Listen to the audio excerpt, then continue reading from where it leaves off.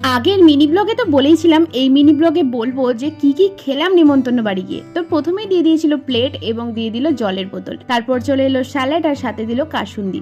কাসুন্দিটা খেলাম fish fry দিয়ে, আর এটা বেশ ঝাল ছিল কাসুন্দিটা, তাই জন্য মাছটাকেই ছাড়িয়ে খেয়ে নিলাম। তারপরে দিয়ে দিল পমফ্রেট ভাজা, আর এটার ঘাটটাও মটকিয়ে খেয়ে নিলাম। তারপরেই চলে এলো রুমালি রুটি, আর রুমালি রুটির সাথে দিয়ে দিয়েছিল পনিরের একটা মিক্স ভেজ, যেটা কিন্তু অসম্ভব ভালো খেতে ছিল। তারপরেই চলে এলো পোলাও, আর একদম ঘি মাখানো পোলাও।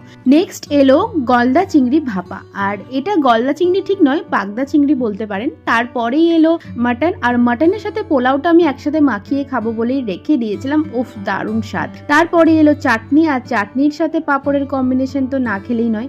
তারপরেই হলো 2 রকমের মিষ্টি, যার মধ্যে আমার এই ওপরের মিষ্টিটা খুবই ভালো লেগেছিল, কাজু কাতলি টাইপের, আর প্রচন্ড ভালো খেতে ছিল, স্বাদটাও বেশ ইউনিক ছিল। তারপরে স্টল থেকে খেলাম আইসক্রিম এবং শেষ পাতে নিয়ে নিলাম পান। টাটা।